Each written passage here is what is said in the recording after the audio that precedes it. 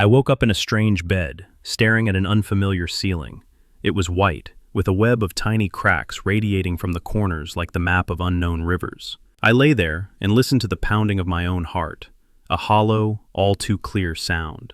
The walls were pale green, the kind that evokes melancholy and nausea. The air was thick with the scent of antiseptic, mixed with something else, something institutional, hopeless, the smell of stewed cabbage, sweet medicine, and despair. A shadow flickered past the doorway. A woman in scrubs passed by without looking inside, her rubber soles sliding soundlessly on the linoleum. "Excuse me," I called hoarsely. The sound came out of my throat with a rusty creak, my voice rough, alien, as if I hadn't used it in days, maybe even years. She stopped, stepped back, and peered into the room. She smiled, a professional, frozen smile that didn't reach her eyes. "Oh, Mr. Patterson, you're awake. How are you feeling?" The question sounded like a fragment of a memorized patter. Where am I? The words weighed on my temples. At the Riverside Extended Care Center. You've been here for 3 days now. 3 days.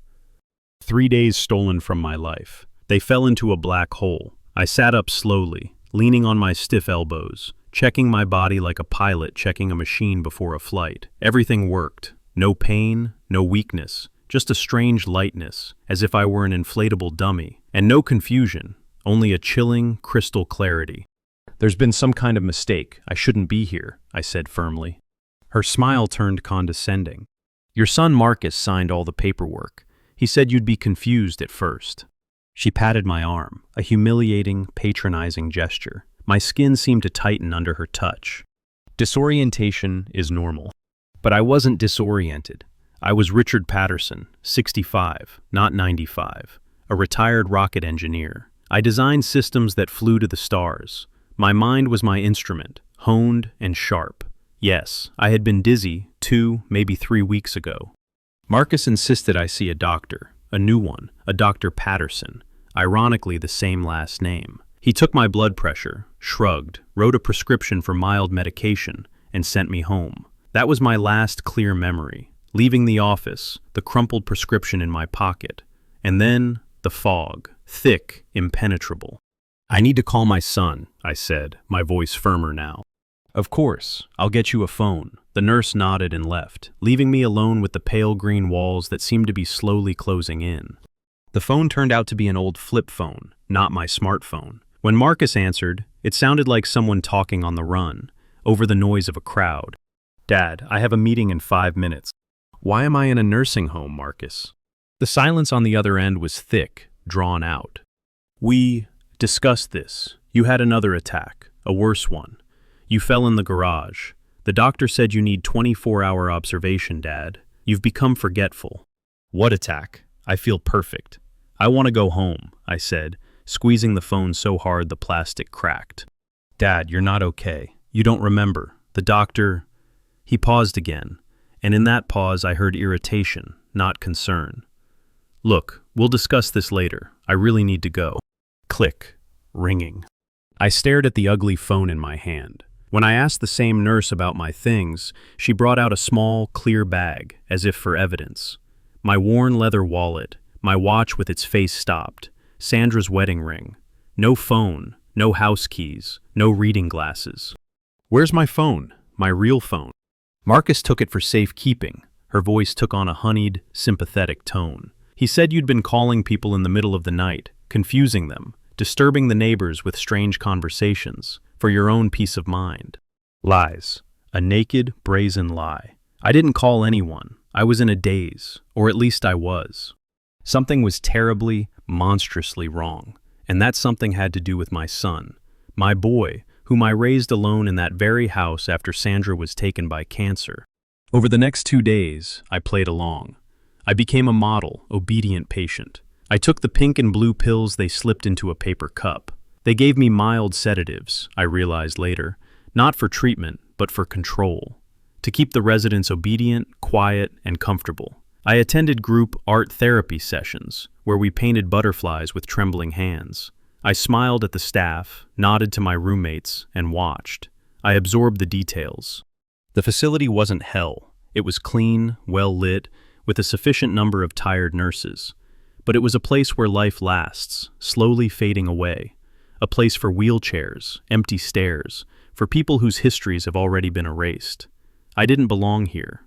Every cell in my body screamed it. On the third day, Helen broke through to me. My neighbor, 70, with a razor-sharp tongue and a gaze that hadn't lost its edge. She burst into the room, smelling of wind and freedom, and looked more than just worried, furious. "Richard, what the hell is going on? Marcus stopped by last week with a whole truck and a couple of healthy guys. He said you had a massive stroke and were going to live with him, on the other side of the state. And now I call, and they tell me you're in this office." "A truck?" I repeated, my heart sinking. "What was he hauling?"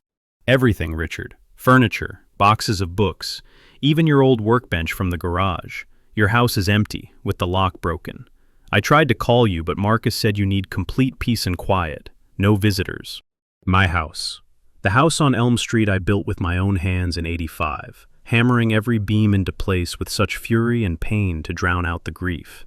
The house where every corner held the memory of Sandra, where Marcus took his first steps. The house is a fortress, the guardian of 40 years of my life. "Helen," I said quietly, but so quietly that she immediately fell silent. "I need your help. A lot. Bring me a pen and a notebook, a regular one. And please, don't tell Marcus you were here." She looked at me long and appraisingly. A flicker of doubt flickered in her eyes. What if they're right? But it gave way to determination. "Okay, old fart, I get it. I'll be back tonight." That night, in the dim light of the nightlight, I began to take notes. I wrote the letters carefully, like blueprints. Everything I could glean from the fog. Dizziness. Marcus's insistence on seeing Dr. Patterson. An appointment. A white prescription. Then, a blank. Darkness. I tried to remember the taste of those pills, their shape. Maybe they really did put me to sleep? I didn't remember being driven here or being processed. Nothing. Helen returned after dark, and she brought more than just a notepad. From her large bag, she pulled out an old but shiny laptop. "Before you start grumbling, yes, I know how to use this thing. My grandchildren taught me. Here." My fingers, usually so precise, trembled as I opened the lid and launched the browser. I went to the county property registry website. I entered the address. My address. My heart stopped, and then started pounding so hard I could hear it pounding in my ears. Owner, Marcus Patterson. Sold, 2 weeks ago. Sold, $615,000. My home. My life. Sold. The market value was under $850, I whispered, watching the numbers dance before my eyes. He sold it for next to nothing, and in a hurry. He forged my signature, Helen. I was unconscious, or on some kind of drugs. This is fraud. This is robbery. Helen looked at me carefully, and a shadow of doubt flickered in her gaze again. "Richard, forgive me for asking, but are you sure you're thinking clearly? Are you absolutely sure?" "I'm an engineer, Helen. My mind is all I have. Test me. Ask me anything." She asked questions. She asked me math problems. I cracked them like nuts. She asked about the latest news I'd read before all this, about her late husband's birth date, about the name of the breed of the dog that lived 3 doors down. I answered. Everything. Without a single mistake, without a hitch. The shadow in her eyes dissipated, replaced by a cold, steely determination. "Then there's nothing to discuss. We need to get you out of here. And we need a lawyer. Not just any lawyer, a bulldog. I'll call my grandson tomorrow morning. He works as a patient advocate at the county hospital. He knows every loophole in these institutions." But the next morning, before Helen could arrive, Marcus walked into the room. With him was a woman I'd never seen before. About 35, attractive, with a cool, polished beauty. Her clothes, the perfect suit, bag, shoes, screamed money. But not old money, but new, sticky, desperate money. "Dad, this is Vanessa, my fiancée," Marcus said, his voice unnaturally cheerful. "I wanted you two to finally meet." The fiancée. He'd mentioned someone in the last 6 months, saying, "She's special," but always avoided meeting. Now I understood why. Vanessa stepped forward, her smile warm as a Hollywood actor's finest work. "Mr. Patterson, Marcus talked so much about you. I'm so sorry this happened to you." "What happened?" I asked quietly, glaring at my son. She glanced at him quickly, full of mock compassion. "Dementia?" she said, as if offering a clue. "It must be so scary, for the whole family." An icy wave rolled down my spine. "I don't have dementia." "Dad, please." Marcus's voice took on a metallic, alien quality. He'd never spoken like that before. "Don't make it complicated. You know you have problems. Dr. Patterson has everything documented. Confusion, short-term memory loss, paranoid delusions. It's part of the illness." Paranoid delusions. The words hung in the air, poisoning him. "What delusions? Name one." He looked away. "You called me 15 times in one night, hysterical, convinced there were burglars breaking into the house. You called the police on poor Mr. Henderson 3 times because you were sure he was spying on you through binoculars. We found the stove burning 3 times in a row. You could have burned the house down, Dad." I listened and couldn't believe my ears. It was a horror movie scenario, with me cast as the madman. "It's a lie," I whispered. "None of this happened, ever." Vanessa gently placed her graceful hand on his, reassuringly. The gesture was a performance to me. "Darling, the doctor warned you. Patients with early-stage dementia are often unaware of their symptoms. It's called anosognosia. They genuinely believe they're fine." I kept my eyes on Marcus, on my boy, in whose eyes I now saw only fear and irritation, a small but distinct fear that his plan was crumbling. "Marcus," I said, emphasizing each word, "you sold my house?" He winced, but quickly regained his composure. "I did what I had to do as your legal representative. It costs $8,000 a month to maintain this place. The house was empty, and taxes were due. Selling was the only sensible financial decision." "You had no right to do that." My voice broke, filled with hoarse rage. "This house was... it was everything. It was me. Dad, you signed the power of attorney over to me yourself. Remember? Right before you got worse. You said, 'Son, take care of everything, if anything happens.'" I clenched my fists. The memory of those days was like a dirty, broken mirror. Shards, nothing more. I didn't remember any power of attorney, but I knew one thing. I would never, do you hear me? Never hand over the keys to my life to him so easily. "I want to see that document, now." "It's with my lawyer," Marcus snapped, his tone sharp, cutting off the conversation. "Dad, I'm trying to help you. You're happy here. You're safe. Vanessa and I are getting married next month, and we want you to be with us. But for that, you need to focus on your treatment. Stop making up conspiracy theories.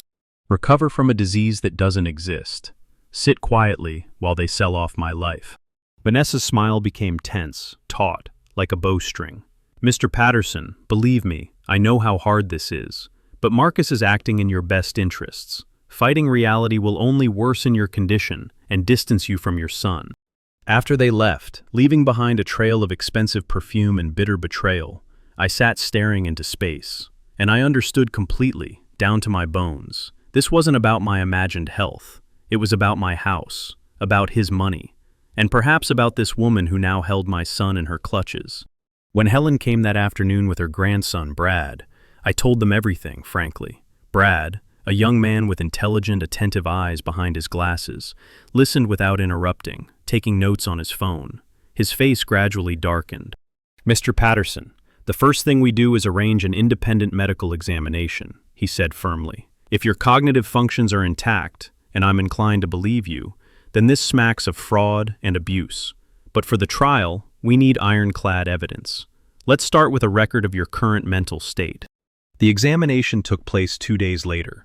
Dr. Patricia Wells, a geriatric psychiatrist with a gentle gaze and a sharp mind, spent 3 hours testing me with every conceivable skill: memory, logic, orientation, abstract thinking. I added numbers in my head, memorized lists of words, interpreted proverbs, and recounted my life story. Finally, she closed her notebook and removed her glasses. "Mr. Patterson, you scored in the 95th percentile for your age, above average. I see no signs of dementia, cognitive impairment, or pathological memory loss. I only see the effects of heavy sedation. Someone gave you benzodiazepines, likely for several days, to induce confusion and drowsiness, and then admitted you here with forged documents. This, in my professional opinion, is medical fraud." "Can you help me?" I asked, my voice shaking with relief and a new, leaden heaviness. I'll provide an official report, but you urgently need a lawyer, a good and tough one. Brad knew one. Thomas Brennan, a gray-haired, tired man of about 50, whose eyes seemed to have seen all the filth of this world. He arrived that same evening and, after hearing the story, listened with an increasingly stony expression. "Tell me everything from the beginning," he asked without preamble. He took notes in a notepad, made calls, checked databases. By the end of our conversation, a cold, professional anger raged in his eyes. This is, unfortunately, a common tactic. An adult child with debts or an ambitious partner, a parent with property, a compliant, corrupt doctor. The nursing home here is most likely just a pawn. They accept patients with official paperwork. But your son and this doctor, Patterson, have committed a criminal offense. What can we do? First, we get you out of here immediately. Dr. Wells's report is sufficient. Second, we file an urgent motion to restrain Marcus from disposing of any of your assets. Third, we begin building a case for the prosecutor. And fourth, he looked at me directly, we're going to take your house. If the power of attorney is forged, the transaction is invalid. Who bought the house? I asked, already dreading the answer. Brennan pulled out his tablet and scrolled through it. Palmer Properties Management, LLC. Want to bet on who owns that company? I didn't need a bet. A lump formed in my throat. Vanessa, she's a real estate agent, right? I whispered. She saw a juicy morsel, or maybe she's been making this whole thing up all along. Within 48 hours, Dr. Wells's report landed on the desk of Riverside's medical director. The apologies were humiliating and endless. I was being released. They had no idea. The papers looked legitimate. Brennan filed an emergency motion with the court. The hearing was scheduled for 3 days later. That same evening, when I was already in Helen's guest room, because I had nowhere else to go, my house had been stolen. The phone rang. Marcus. I picked up. Silence. Dad, what are you doing? His voice was strained, hysterical. The facility just called me. You can't just leave. You're not well. I'm perfectly healthy, Marcus. I have an independent expert's opinion. It's legally binding. I'm completely sane. That's not what Dr. Patterson says, he cried. Dr. Patterson? I felt my lips stretch into a silent, bitter smile. The same Dr. Patterson I saw for the first time in my life? The one who diagnosed me with dementia in one appointment? This Dr. Patterson? The silence on the line was thick, ominous. It lasted so long that I wondered if he'd hung up. Marcus, did you sell my house? I repeated, every word weighing heavily on my chest. Dad, I told you, it was necessary. His voice became defensive, childish, just like it had been at 7 when he'd broken my drafting lamp. Vanessa bought it through her LLC, Palmer Properties Management. A longer silence. I could hear his ragged breathing down the line. He wasn't a good liar, never had been. I taught him honesty, and now that honesty betrayed him. It's complicated. She helped with the paperwork. It's a good investment. It's a scam, Marcus, I blurted out, my voice rising to a scream that echoed in Helen's quiet living room. It's theft, pure and simple. You pumped me full of pills, locked me away in that prison for old people, sold everything I had, and profited from it. Do you understand what you've done? My son. A sharp intake of breath, almost a sob, was heard on the other end of the line. I was trying to help, he shouted back, his voice dripping with that same childish resentment that had always been his last resort. You were getting old. You lived alone in that damned barn. You could have collapsed, burned, died, and I would have known about it within a week. I had to do something. An icy calm washed over me after my outburst of anger. So you caused something to happen. You became the very danger you supposedly wanted to save me from. Vanessa, he wilted, and the name sounded like an incantation, like an excuse. Vanessa said it was for your own good, that the house was too big, impractical, that the money from the sale could be invested in our future, to start a life, and professionals would take care of you. I thought I was doing the right thing. The truth was coming out, ugly and sticky. I saw the whole picture. She's a real estate agent. She saw an old man, a house, and a weak-willed son with debts, or simply a thirst for an easy life. She knows all these schemes. She told you that older people often don't realize when they need help, and the family has to take the reins, right? I whispered. Yes. No. She cared about you. A family is forced to commit fraud and theft? Is this a new family value, Marcus? It's not theft, he shrieked. I'm your only son. I have the right to decide what's best for you. His voice didn't ring with his own conviction, but with the rehearsed phrases he'd been taught. You have no right to steal my life, I said quietly and hung up. My hand was shaking. 5 minutes later, exactly 5 minutes later, the phone rang again. The same number. But the voice on the other end was different. Smooth, cold, professional. Vanessa. Mr. Patterson, let's talk rationally, without emotion. Marcus is very upset. He truly loves you. He acted with the best of intentions, trying to protect you. By stealing my house and sending me to boarding school. By securing your future. Her voice was tinged with irritation.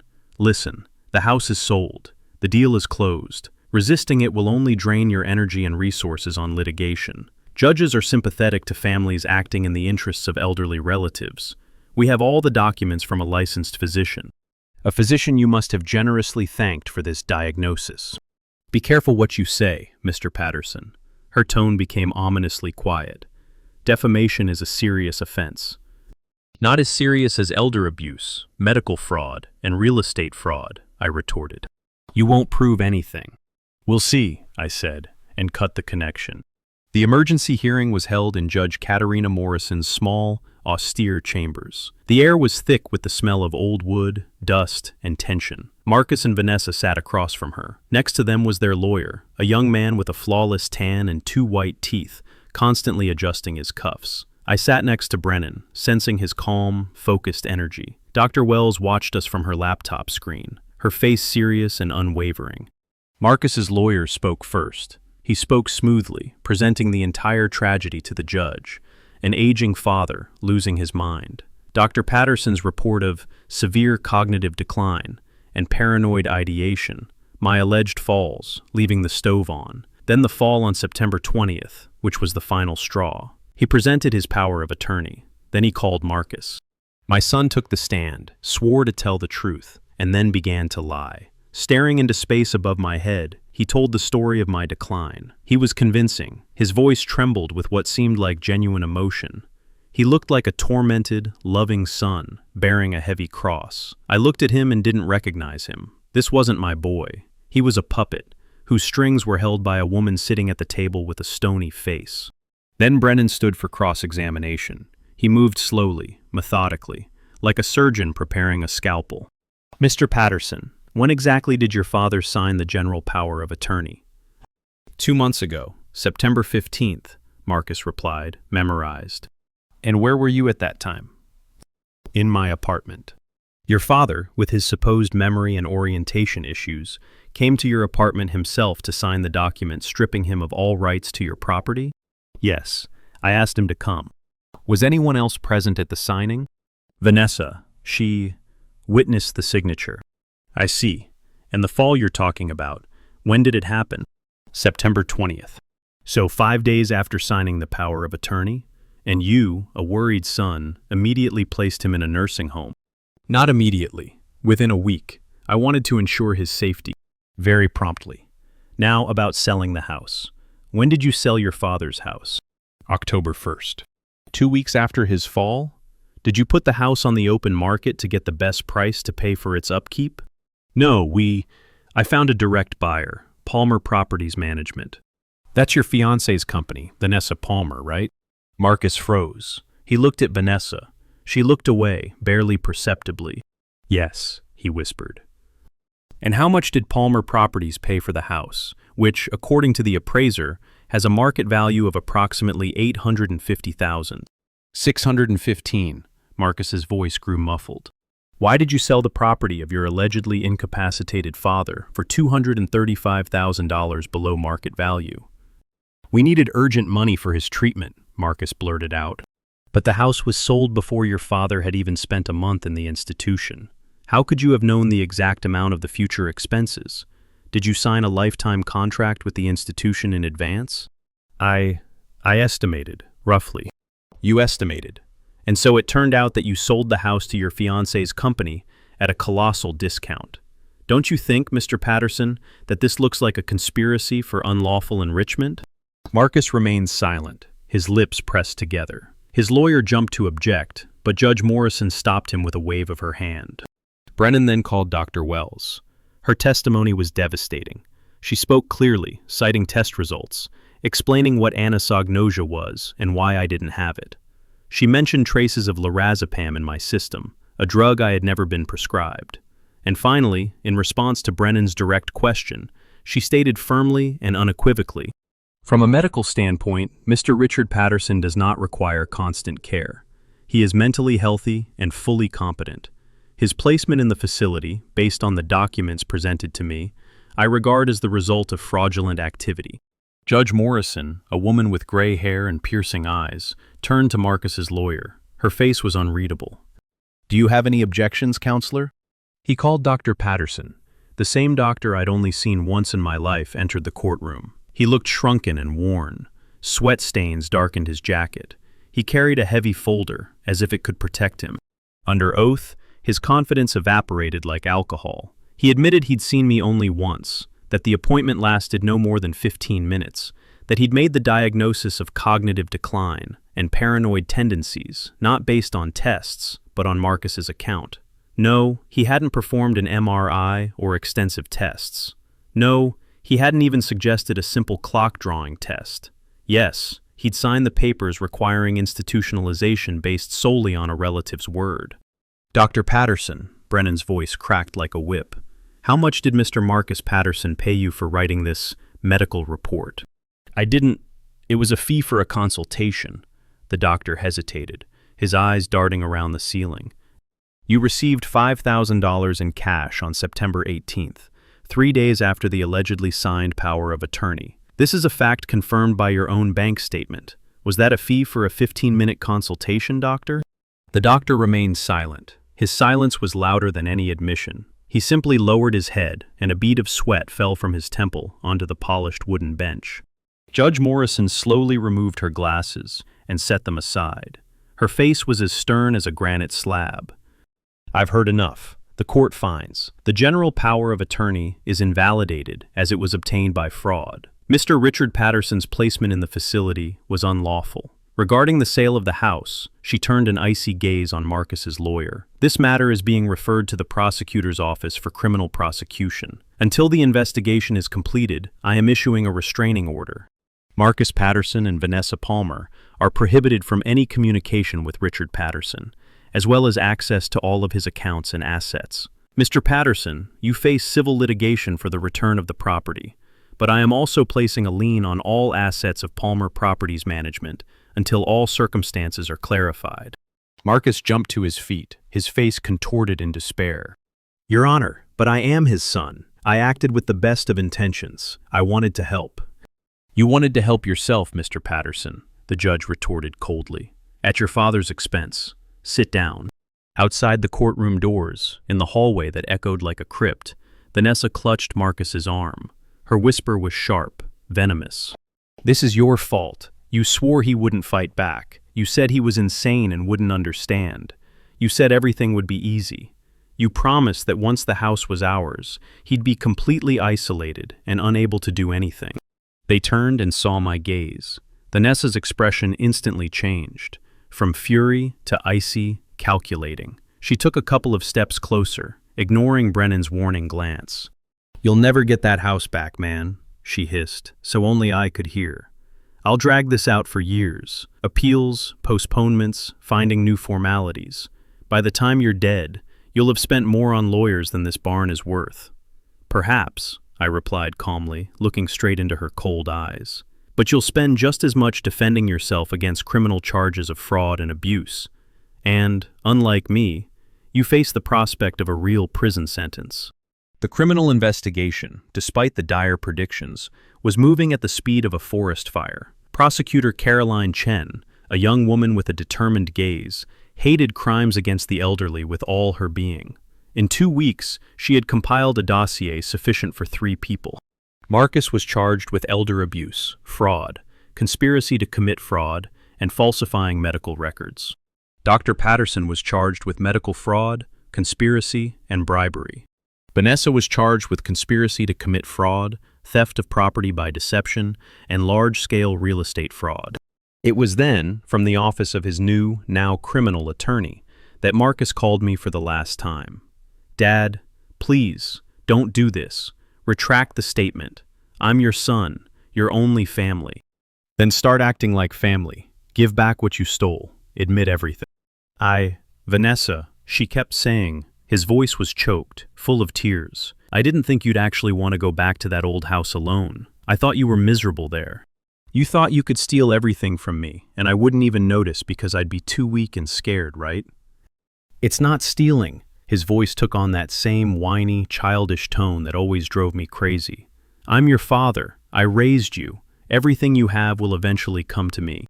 Eventually, after my natural death. Not while I'm alive, healthy, and sane, Marcus." "Dad, please," he sobbed. "They're talking about a real prison sentence, up to 5 years. I'll lose my accounting license, my job, my reputation, everything. You should have thought of that before sedating my food and robbing my house like a burglar." "I'm sorry, I'll do anything. Just drop the charges." "Can you give me back those 6 weeks?" I asked, my voice finally breaking with the pain that washed over me. "Give me back the dignity you trampled on by locking me away in a government facility. Give me back the sense of security you stole by turning my son into a jailer. Can you erase the betrayal I feel every time I close my eyes?" "Dad, no."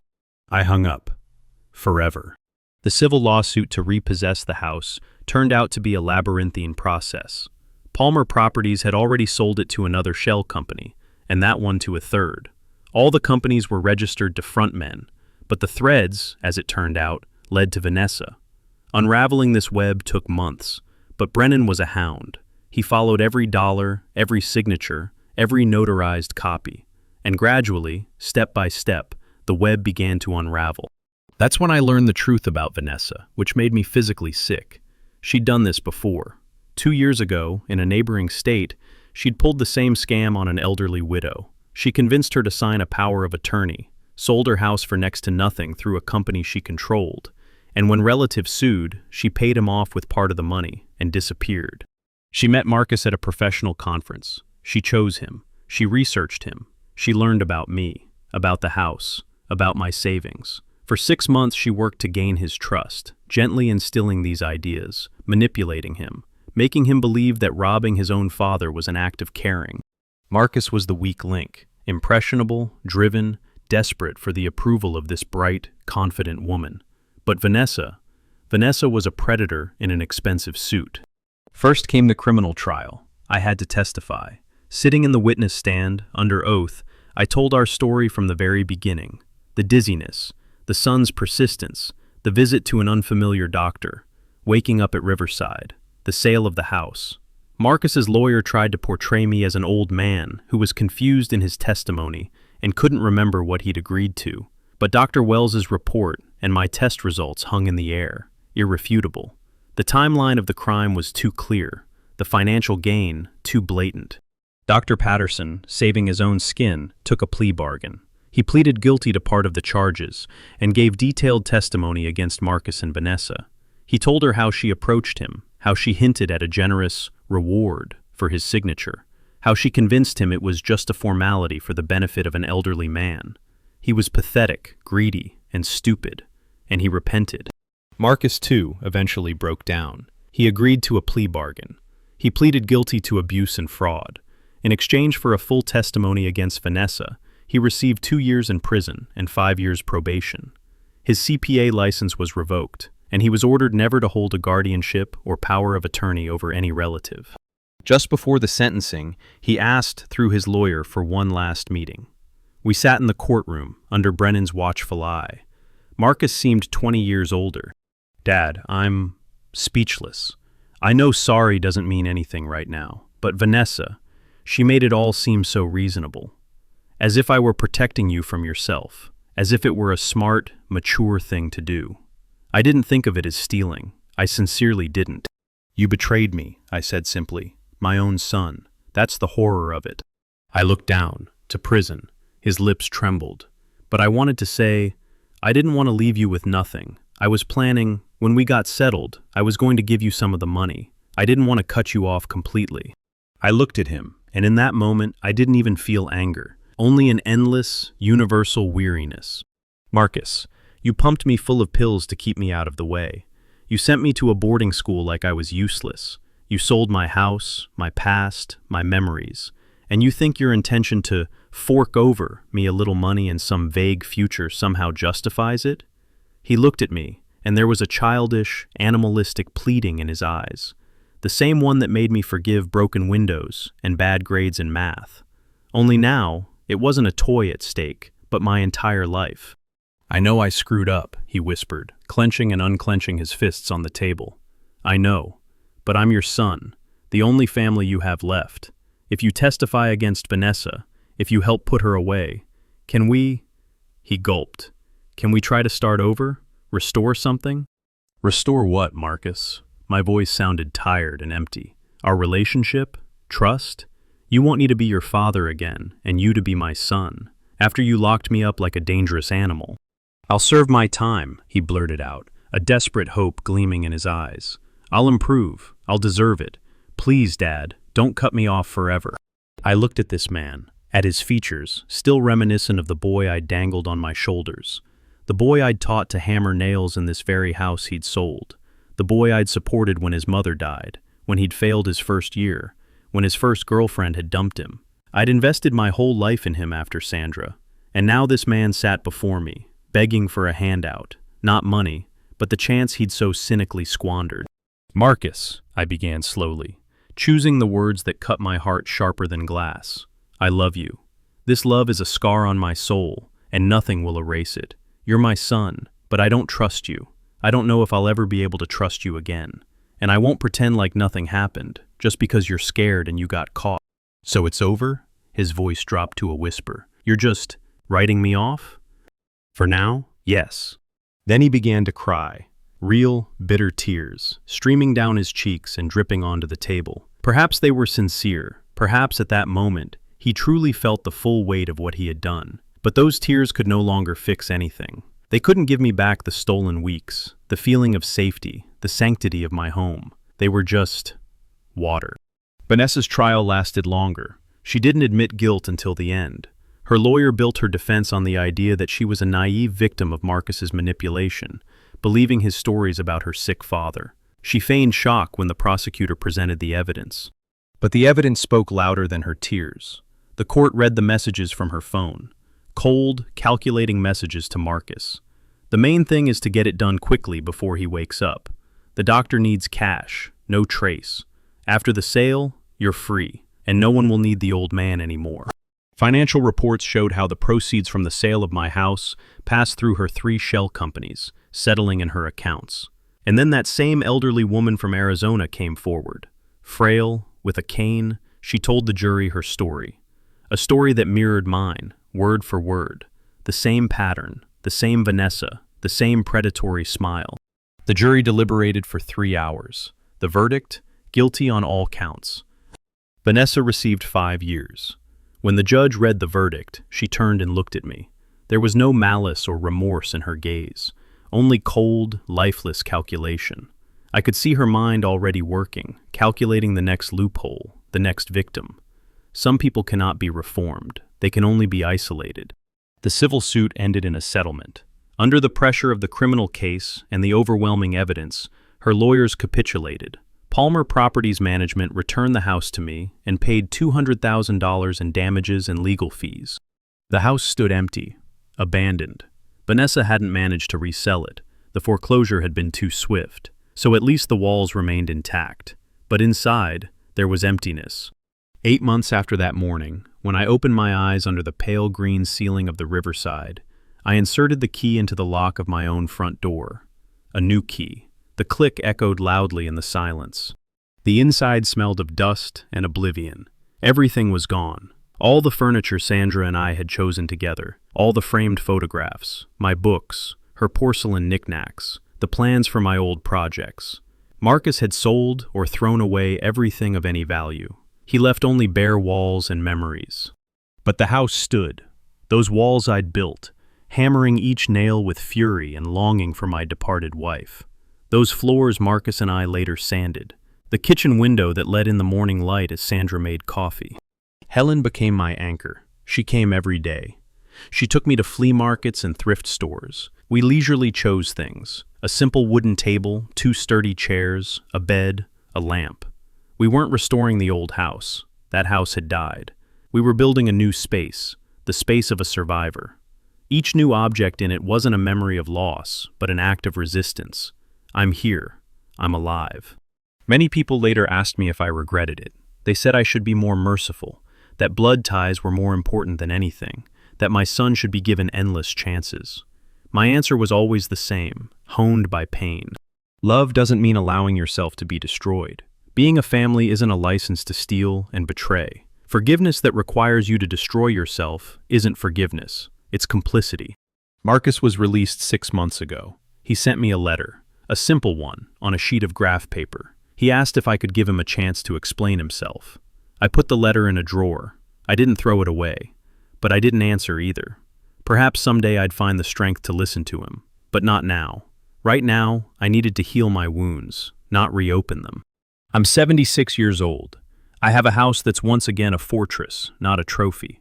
I have a loyal, feisty friend, Helen, who brings me her signature chicken soup and argues with me until she's hoarse about taxes. I have a silence that's mine alone, and I have something priceless: knowledge. The knowledge that I fought back, that I haven't resigned myself to being a comfortable, quiet old man who can be written off, that I looked into my own son's eyes and sentenced him, not as a judge, but as a father whose boundaries had been crossed. This knowledge is bitter. It doesn't warm the night, but it gives me the strength to stand tall. I once believed that family was everything, that it was worth enduring everything for. Now I know differently. Family is what you make of it, out of respect, trust, and respect for each other's boundaries. And sometimes the hardest and most loving thing you can do for your child is to stop them when they become a monster, even if it breaks your heart, especially if it breaks your heart. My name is Richard Patterson. I'm 76. I'm a retired engineer. I'm the husband of Sandra, whom I still love. I'm the father of Marcus, whom I think I love too, but from afar. And I am a man who refused to be a victim in his own story. If your story is similar to mine, if someone close to you, your child, spouse, or relative, is trying to take away your will, property, or dignity under the guise of caring, remember, you have rights. You are not a thing. You are not a burden. Your life and your will are valuable until your last breath. Trust the inner voice that cries out against injustice. Seek help. Fight. Not for revenge, but so that one day, returning to your devastated, but your own, home, you can, like me now, look out the window at the sunset and know that surviving is not enough. You deserve to live, fully, clearly, and without fear, until the very end.